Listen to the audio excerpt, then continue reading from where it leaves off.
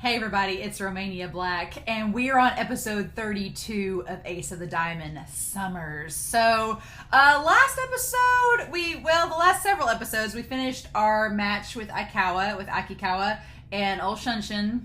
I'm kind of sad that he's gone for now. I hope he comes back, even though he's a third year. Maybe, I don't know if the series will ever get into college ball. Don't spoil me. But it would be cool if he came back and we at least saw, even if we don't see him play, it'd be cool to see how he does, like, after high school. Like, if we see, like, a little montage and he's in it and we see what he's doing now, that'd be really cool. But no time for that. We got Raichi. The Todoroki father and son duo is a pair of characters I didn't know I needed in this series, but I kind of absolutely love them. I am all for a hilariously dysfunctional duo of family members. And usually it's siblings. You know, with Haikyuu you have the Mia twins. But in this, the idea that it's a father-son duo and the fact that it's a coach and his son is very, very interesting. And he's a first year, so this is his first year on the team with his dad as the coach. And the dynamic is just so intriguing, and I want to know more. But this boy, this batter, like, he's not a pitcher, he is a batter, and he is a hothead, and I am all for it. And he has some power to match. So he's somebody that can give our pitchers and our catcher a run for their money, it looks like. And that is intriguing. The idea that he could be somebody that would be a legitimate rival for Sawamura, for Furuya, for Miyuki, for Chris, even though Chris isn't playing technically, strategy-wise. It's interesting, to say the least. So I'm really excited about it. I'm very curious. We have 3 episodes. We're going to do episodes 32, 33, and 34. And now that we're back on track, hopefully we get into like these little arcs with this series. But it looked like in the last game, I don't know if Raichi's team's going to win or not and go on to the next, it would be the quarterfinal. But we shall see. I'm very curious because they're kind of the dark horse to go in this thing, and that would be really interesting if something to shake it up, right? It's funny because we're looking at a team that Seidou is like the Shiratorizawa. They are the good team, so they're not the underdogs here. It's funny because on the outside, with these other teams that are playing during this tournament, during the qualifiers, you start to see these dark horses and underdogs kind of rise up, which is really neat because usually you're on that end of it watching a sports anime. You're not on the end of it looking at it from the good team's perspective. So that's a lot of fun. But yeah, Raichi and his dad, the Todoroki duo. The Todorokis are some of my favorite source of drama in My Hero Academia. So the fact that we're reading another Todoroki pair in this sports anime, I'm just going to say canonically, I know that they're not in the same, they can't be in the same universe because My Hero Academia is its own little world, but this is like the parallel universe, the alternate universe, and these guys are Todoroki's cousins in the alternate universe. We'll just go with that, right? So anyway, let's do this. Let us start episode 32 Summers and do these 3 episodes. I'm pretty excited. Raichi, I want more of him. I just want more of him and his dad. And the bat called Money Tree, I need it. I need more of this comedy. I have a feeling that him and Sawamura, it might be too much chaos. I don't know. There might be too much chaos there. Maybe he can be Furuya's opponent. Furuya's used to handling Sawamura, so he can handle the Raichi crazy. So let's do this, shall we? We're going to start this episode here in 5, 4, 3, 2, 1, and let's go.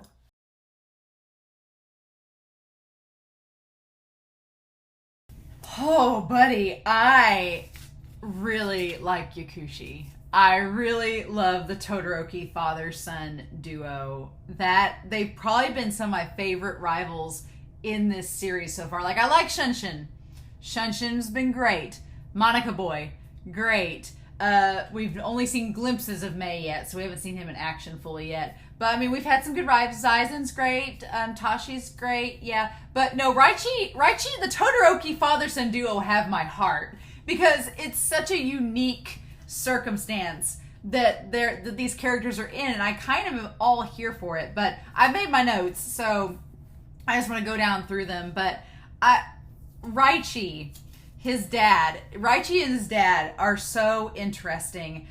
So his dad's played baseball till he was 40, and was a baseball freak, like just lived his entire life. So, it's funny, we talk in sports anime about what these characters will do if they go pro, right? Like that's like the dream end all be all is that the characters go pro and things all magically fall into place and work out great. But like the Todoroki father demonstrates, that doesn't always mean that you're like scot-free. Like he's like swimming in debt and has no money and basically quit ball to get a job to help his son growing up. So, he was a professional ball player who was just a baseball freak, like so many of these characters are in these anime. They're like, oh, we're all about this sport. It's our life. Well, this was Coach Todoroki's life. And then he ended up just becoming a freak about it and losing money. And then his wife leaves him and he's stuck with this kid. It seems like she didn't, I don't know if they share custody or however that works in Japan, but he's with his son and doesn't have this money. And so he's just trying to find a gig. And I love the idea of, it's a little bit different because, you have parents that try to live their former years through their children. And those are the types of stories I don't like. I don't like if like a parent was a baseball star or a basketball star and they try to make their kid relive their glory days for them. Like that part irks me a lot. Like for example, my mother coached basketball for years. She was really good at women's basketball and is a really good basketball player. I am not. I have no coordination. It skipped a generation. I have no athletic ability. I can run, and that's about it. But that was always great growing up because my parents never tried to make me become a basketball player. They're like, no, it's not for everyone. So they understood. They're like, if you want to play, go for it. But if you don't feel pressured. And I never wanted to play, so I was like, yeah, sure, no. I played like 1 year and that was it. And then I was like, nah, it's not for me. And they're like, cool. But what I like about Raichi and his dad is that his dad is not trying to do that. His dad is not trying to make Raichi relive his former glory days. What he wants for Raichi is for him to make money and be well off and not be in the struggles that he's in. He wants better for his son. And he's like, look, if you can make money as a pro ball player and make your millions, you won't be stuck. Because they say that Raichi's father, Todoroki, isn't a pro player. He's in an amateur league. He played amateur baseball until he was 40. So he wasn't in the pros. He was just playing, in Corey leagues or whatever because he really liked it, but he didn't really have a job outside of that. And so like the reporter calls him a good for nothing. They're like, oh, you just didn't have a job. You just played baseball and your wife left you because you weren't getting a job and making money. So what he wants for his son is for his son to make it to that pro level where he'll get the $1 million contract and not have to worry about it. Because as he announces to us, the audience, he's like, my son's an idiot. He's like, Raichi's like me. He's an idiot, but he likes baseball. That's all he needs. And so we'll talk a little bit more about that. But before we get to the Money Tree episode, which I really like episode 33, that one's probably my favorite out of the 3 episode set. But so we're getting all the players back into play, getting them all back in the groove before quarterfinals, and Tanba practicing before the game. The idea of Tanba practicing and trying to get in, and you can tell he's fired up about Manaka's injury. I thought it hit his face for a second, and I was like, oh, no. We dealt with that with Tanba. Let's not go back there again. But it hit his shoulder instead. But, oh my gosh, that whole scene was gut-wrenching because they were doing good, and then it hit him right in the shoulder, and the coach being like, Monica boy, like the coach's sincerity, oh, that was just cut to the core, right? Just cut you down to the core. The coach being all sincere, and that loss, you felt that. You felt Ichidai, because Ichidai Third's the champions of the Spring Invitational, and they were the ones favored to win. And this dark horse comes out of nowhere and just cuts them down. I compare a lot of things to Haikyuu because it's probably one of my favorite sports anime, but the Yakushi team is basically Kurosano, and Raichi's basically Hinata. Raichi and Hinata are so similar. It's kind of crazy. They're both idiots for their sport and so optimistic and just all about it. It's like, oh my gosh. And just like Hinata in the Ball Boy arc, studying people on the court, Raichi soaking in all the different types of pitchers that he's going to have to bat against. It's really good stuff. And then May. So basically we're establishing that if our team beats Yakushi, which I think they will because May is the upcoming battle after this. And I'm like, they want us to see May. So I have a feeling that we're going to win this, but I don't know how. And it looks like it's going to be a long game, because this one episode 34, was just like 3 batters. That was it. So this is going to be a long game. This is going to be a long multi-episode game, I'm sure, to try to figure out how we beat Yakushi's strategy. I had to go back and replay episode 32 again, because I wanted to see, we got a little brief mention of Zaizen. Chris was looking at the paper, and I think that it's implied that Zaizen's team lost. So just like Tanba's not going to be able to face his childhood friend, Chris is not going to be able to see Zaizen again, which is sad. That is sad. I think that's what was implied, because his team had the K, and they lost like 2-5 to a team. But, okay, so Yakushi is a very challenging opponent. Shunpei Sanada,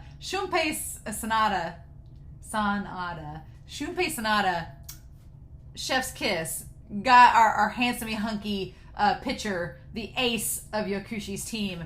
The ace that he plays, I mean, here's the thing. They said it was a weird strategy against Ichidai, but it's not unlike what Seidou's doing. It's not unlike what Seidou's doing at all. They know they have their ace, and they're playing their best card towards the end of the game. When you have 2 highly offensive teams, it's like they're waiting until the stamina starts to wear down to bring out their weapons, right? So you've got Seidou, which has very good offense, and good defense, but they're known for their offense. And you have Yakushi, who are like offensive monsters, right? So both coaches are like, we're not going to play our ace and our trump cards until the end of the match. We're going to let everybody kind of wear down a little bit before we bring out our best players. So that strategy is so interesting. And the coach, Todoroki as a coach, I love him as a coach. He's dynamic, he's interesting, he's funny. I have a feeling that he was like Raichi as a kid, and he just toned down and kind of matured. Raichi's that kid that you see at the mall that's just running around, that has all this frenetic energy, and it's like, what are you going to do with all this energy, kid? And the coach is like, I'm going to channel this. I know how to handle this. This is my parenting strategy. Give my kid a bat and tell him to swing to get food. We'll talk about that. But I like that he's like, I'm super strict in practice. I'm strict, and you will master everything in practice. And then when we play, you play to your heart's content and you have fun. Like, that's a really cool, I'm sincere about the game during it, and at practice I'm strict and harsh. That's a really good strategy. But the idea of him as the dad nurturing his son's hunger. And I like that he's like, I'll give you all this food if you swing. And the boy imagining, like, just sitting there being like, rice, omelet. And then him saying, and it's so interesting that we have this big high-end school like Seidou, who have had, like, I compare, like, think of Chris and his dad, and then Raichi and Coach Todoroki. Chris and his dad, and I'm not saying Chris is not spoiled by any means, but Chris's father, being a professional ball player, has all this money, so Chris can go to the physical therapist. He can go to all these training sessions. I'm assuming he went to camps. You have characters like Chris, whose family are well off financially, that could pay for their kids to go to all these special baseball camps. And pretty much all of Seidou's team, unless you're in on a scholarship like Sawamura, their players probably have well-off families that are able to afford them to go. And then you have someone like Todoroki, who has no money. He's like, in between jobs. I didn't have a job. I didn't have money to send my kid to a Corey League or to a special training league. So I just gave him a heavy-ass bat and told him to think of all the food he wants to eat and swing it 100 times a day and imagine all these different pitchers, and we're just going to do a self-training method, and that's it. And that's so cool. That's so neat. And it works. This heavy wooden bat called Money Tree. And again, he's like, I want you to make money for yourself so you're better off, because he's like, my son's an idiot, and this is his one chance to do something. And Raichi has the hunger. And Raichi, I love the metaphor of the bullet train. As soon as Furuya started pitching in that game, I was like, this is the metaphor of the bullet train. Like, Raichi is imagining the bullet train being Furuya's pitch. And what makes Raichi scary is that he's not afraid of anything. He's collected, he's calm, he uses his imagination. The dad's like, imagination's free. You can imagine all different kinds of pitches and all different kinds of scenarios. As long as you can bat to meet it, you're set. It's like, oh. And so I love that. That's such an interesting way to get Raichi motivated and to explain his training techniques. So the coach has an interesting strategy. He's going to start the game off doing Furuya in innings 1 through 3, put Sawamura in 4 through 6, and then have KawaKami come on at inning 7. But then he tells Tanba to start warming up in inning 5. So I feel like it's shortchanging Sawamura just a little bit, because you're giving Furuya 3 full innings, and you're potentially giving Sawamura 2 full innings, but maybe not the 3rd one. Maybe you're going to throw Tanba in the 3rd one in the 5th inning.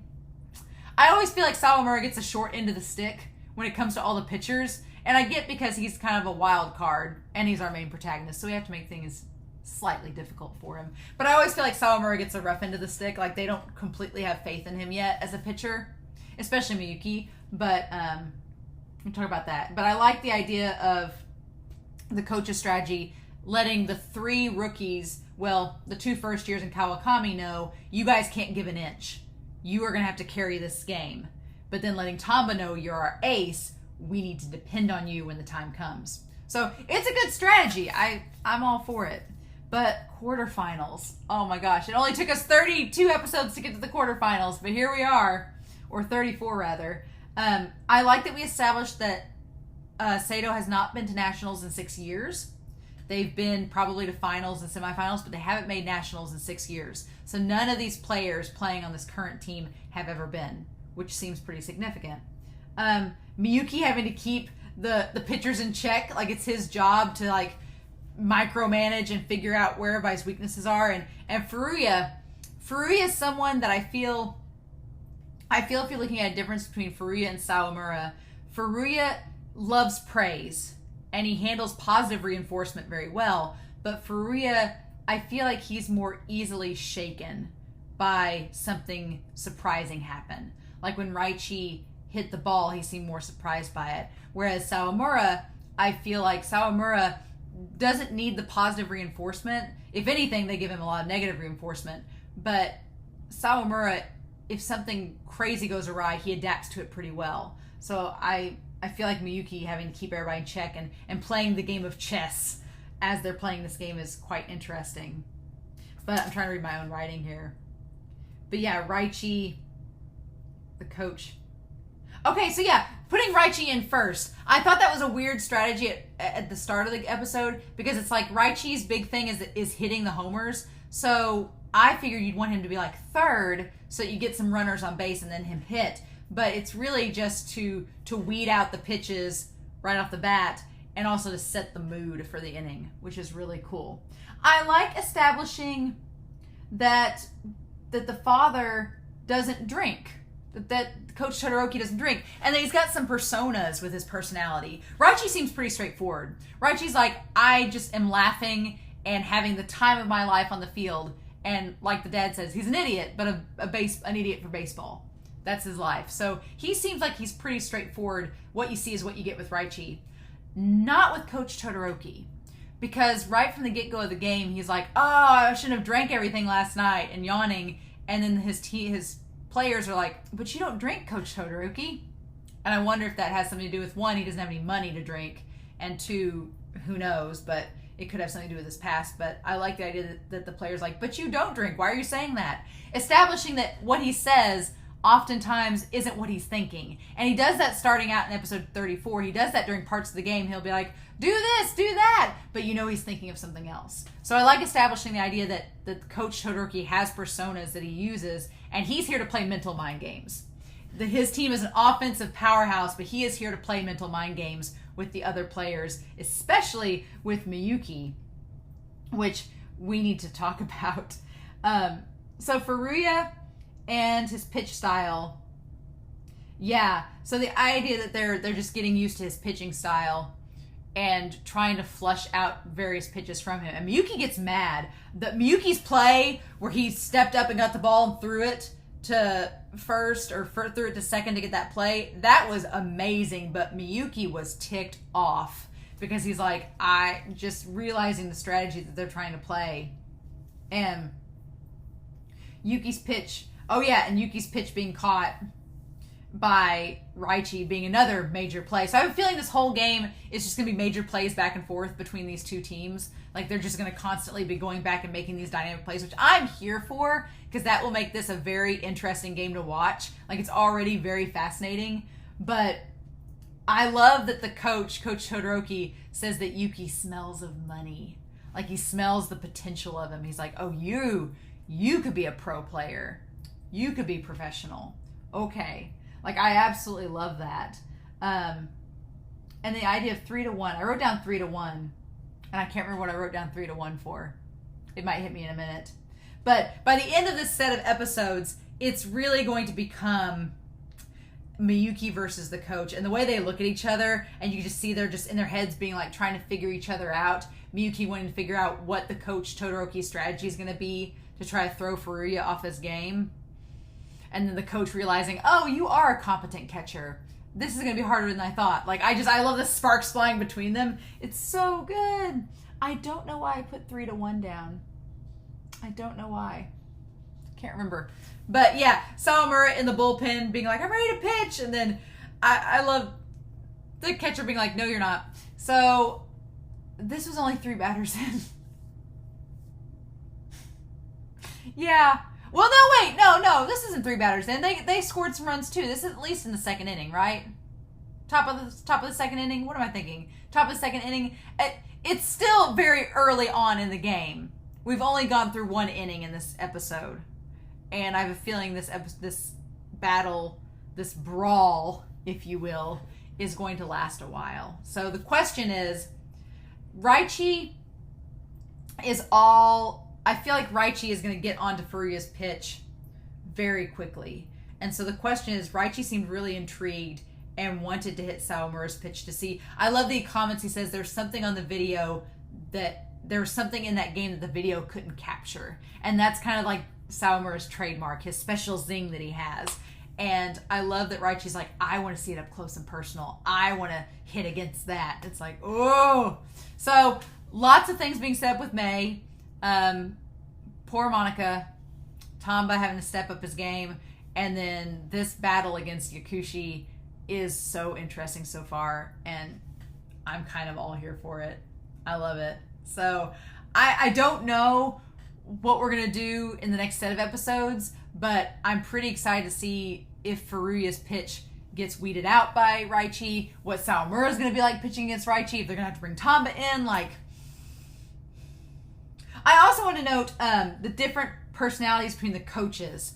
The coach Todoroki just like lounging in his chair, just like just lazily like yawning, being like, "Come on, boys, you got it."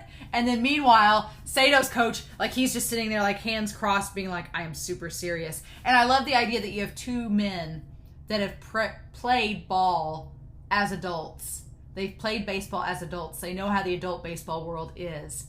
And they're both hyper-focused, hyper-dedicated towards baseball, and it's their lives. And so seeing these 2 coaches with very different styles and very different approaches to coaching facing off against each other is super interesting to me. It's really cool. I really like it. So, yeah. I'm totally here for this game. I'm really excited. The Todoroki duo, father and son. And then Raichi saying at the end, like, I want meat. I've been sitting here eating bananas all day. I want meat. Like, this is what he's got. He's like, I got to step up my game if I want the good stuff. So, oh, y'all. This was a good set of episodes. And I'm so excited to see what happens next. So, I'm curious to know what you guys thought. What you guys thought of the episode. What y'all think of Raichi and Todoroki. Of old Sanada. It looks like Sanada's going to come out. I'm pretty excited for that. I guess we're going to see how his pitcher works. Play our trump cards and see what happens. But please let me know your thoughts down below. I hope you all enjoyed the reaction. Have a wonderful week. Please stay safe. Take care. And yeah, next week, we'll start on episode 35 of Ace of the Diamond.